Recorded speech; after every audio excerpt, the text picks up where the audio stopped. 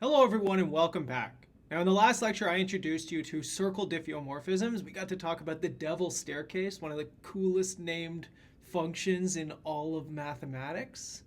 But now what I would like to do is continue talking about these circle diffeomorphisms, and in particular talk about a class of extremely simple diffeomorphisms that turn out to be sort of universal in the sense that they can approximate anything.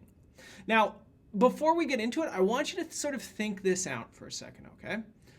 When we think about the real numbers, we talk about the real numbers being, the rational numbers being dense in the real numbers. So that means that any irrational number, for example, pi, can be arbitrarily approximated by a rational number. For example, 3.1 or 3.14 or 3.141, 3.1415, whatever it is, right? I can get arbitrary accuracy with an irrational number. So what a Morse-Smale diffeomorphism is it extends this idea to circle diffeomorphisms.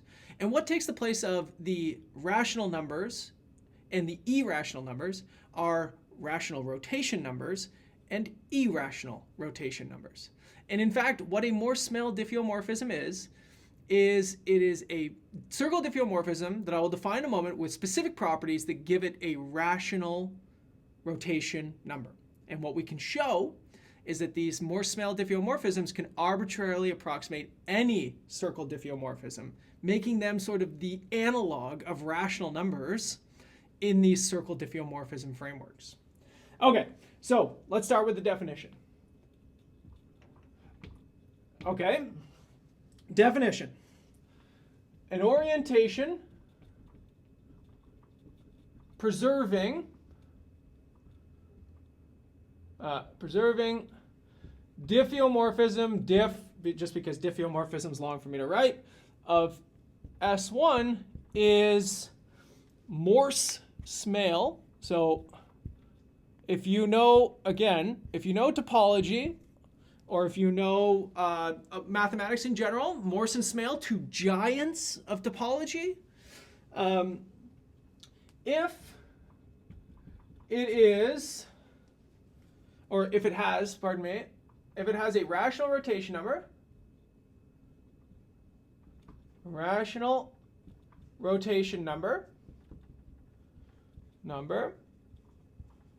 and only hyperbolic periodic points. Now, when we talked about structural stability in the past, we remember that hyperbolic points are the structurally stable ones, right? You can manipulate the system a little bit. As long as you have hyperbolicity, you perturb things and everything perturbs with it. In fact, this is just a consequence of the implicit function theorem, right? So I haven't actually given that in the class or in this lecture series, but that's how you can get it. But nonetheless, hyperbolicity leads to structural stability, right? And here we have rational rotation number. Remember, so if the rotational number is, say, p over q in its sort of rational form, then we know that all of the points, the periodic points, are order q, right? So let me give you an example. Here's a Morse-Smale diffeomorphism. Let's call it f of theta. Very similar to what we just saw in the previous lecture. So let's use pi over n, and then plus epsilon sine of 2n theta, sorry. Okay? This thing is Morse-Smale when epsilon is small. Okay? So you have to be careful because of the Arnold tongues, right? So you need epsilon to be small enough that you stay inside of the tongue. Remember we saw the tongues sort of, they can branch and they can, or they can't branch, but they can sort of deform in weird ways. In this case, we're only going in one direction out the Arnold tongue diagram, so we need to make sure we're in the tongue. But this thing is Morse-Smale, okay? And in fact, it has periodic orbits, periodic points of order 2n. And there is a stable one, so attracting. So theta equals to, what is it, pi over 2n, pardon me. 2n is attracting. So And what I mean by that is the periodic orbit that has this on it, okay? That's the attracting one, and then theta equal to 0 is repelling, okay?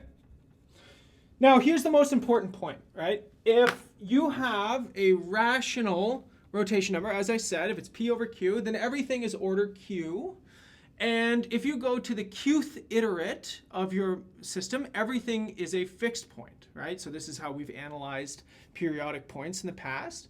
And effectively, it just says that if you go enough iterates into the future, these Morse-Smale diffeomorphisms just look like this. You just have a bunch of fixed points on the circle, and these fixed points will alternate between stable and unstable. Okay, so we could do something like this. I hope I drew enough. Hey, I did. Great. Right? But effectively, that's what every Morse-Smale diffeomorphism looks like. Right? So either these things are periodic points or they are fixed points. Now, here's a nice theorem to go with this. And this theorem says Morse-Smale diffeomorphisms are C1 structurally stable. Okay? So this makes sense in some sense because the hyperbolicity gives you a structural stability. The C1 here is required because we're talking about diffeomorphisms. Okay, so diffeomorphisms mean that they're homomorphic. The map is a homeomorphism and its derivative is also a homeomorphism, right? So we got to talk about C1 structural stability instead of C0 structural stability. But that is really kind of the most important piece of this. Now, here's another really sort of interesting result. This is sometimes called the closing lemma. So I'm going to call it the closing lemma, but it's a theorem here. All right. So it's usually used as a stepping stone for further results down the line. But let's say, suppose f is a diffeomorphism with rho of f in the irrational numbers. Okay, so r minus q. That's what I'm trying to say here. Then, for all epsilon greater than 0, there exists a diffeomorphism G from S1 to S1, which is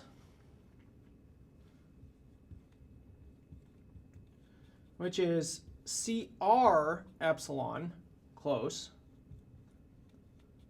to F with rational, with rho of G in the rational numbers. Okay? So be careful here. This is not a Morse-Smale result, right? It just says, it's the rational numbers are dense in the real numbers kind of thing, right? It says if you have a diffeomorphism with an irrational rotation number, you can always approximate it in the CR topology for any r greater than 0, right? So you can do this for any positive r with a diffeomorphism that has a rational rotation number. You can actually bootstrap this result into a Morse-Smale result, okay? And I'm going to write it like this. I'm going to sort of fudge how I write this, but I'm going to say closing lemma holds with G a Morse-Smale diffeomorphism, diff, in the C1 epsilon topology. Okay, so take a look at these two theorems and let's compare and contrast. Okay, this one says that I can get CR accuracy. Remember, the higher the value of r is, the more these functions have to look like themselves, right? And remember, I drew this picture for structural stability. I could say that if this is one function f, then g could look like this as long as the wiggles are small enough. And this would be in the C0 epsilon topology. Whereas in the C1 epsilon topology, f and g really sort of have to coalesce, right? You can't get all of these crazy wiggles anymore. Things start to become, they start to really look the same. And the higher the value of r is, the more these things are bent into each other, okay? Now, so you can get better accuracy, but you lose the hyperbolicity property potentially. If you want the hyperbolicity property, you get a Morse-Smale diffeomorphism, but you can only get C1 epsilon close. Okay? I think that that is something that's worth noting because I think it's a very interesting result. And effectively what it tells you is these Morse-Smale diffeomorphisms, they're sort of universal function approximators, right? They tell you something, they're universal circle diffeomorphism approximators here in some sense, right? They're sort of dense in the topology in the sense that you can do arbitrary approximations using these things. So this result right here is sometimes called the Kupka. Now let's make sure I get this right. Kupka-Smale theorem. There are ways of extending this up to a CR result as well so that we can sort of bootstrap it up here. But really the point is that these Morse-Smale diffeomorphisms are super simple, right? Their phase portrait is that effectively, right? Plus or minus some dots. They are really, really easy. They are structurally stable. They are rational rotation numbers, and they universally approximate freaking everything, right? I think that is a very interesting result in and of itself, right? And again, if it's got Smale's name on it, that is AAA certified big time result in the theory of dynamical systems. Now, what I would like to do in the next video whenever I come back is move away from circle diffeomorphisms and move back into the real map problem. And what we're going to do is we're going to look at homoclinic orbits and homoclinic bifurcations, because it turns out that homoclinic orbits are organizing centers of chaos. The whole purpose of this lecture series. So I'll see you all in the next video, everyone.